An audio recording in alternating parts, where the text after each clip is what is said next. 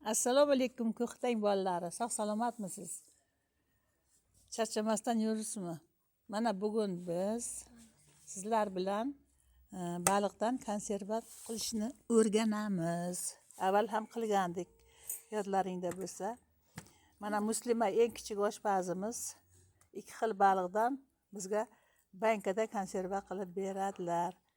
Oq baliqlar alohida, otlari nima sudak, yana nima?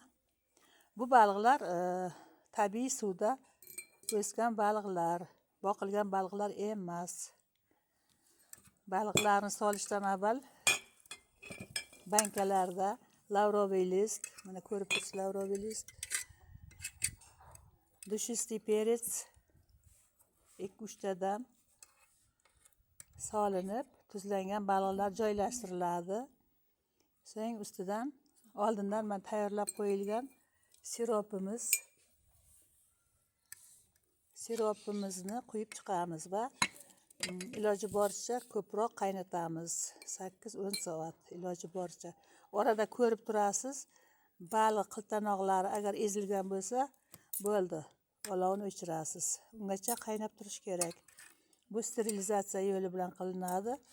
Bilasiz, bak suv solinib, tagiga salfetka to'shalib, ustidan bankalar joylashtirilib, keyin qaynagandan keyin hisoblanadi vaqti.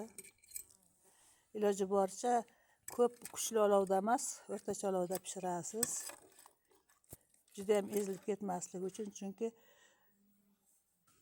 baliq qiltanoqlari pishib ulgurishi kerak.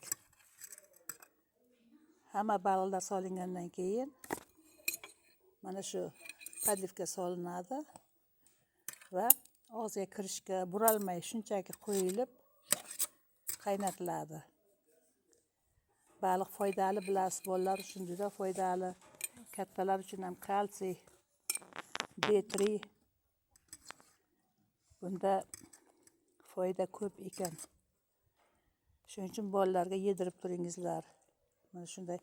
Shu usul bolalar uchun qulay. Chunki mana qiltanoqlari, qiltiqlari deymizmi? Shu narsa yo'q bo'lib ketadi, xavfsiz. Atak qovurib bersangiz, o'zingiz yemay bola bilan sarson bo'lasiz, qiltanog'ini ayirib berib turay deb.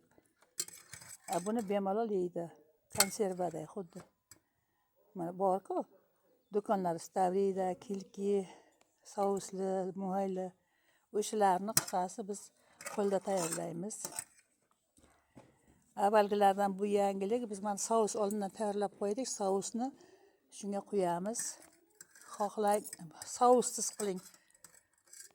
Suvni o'zini quyasiz, bo'ldi. O'zi qaynayveradi.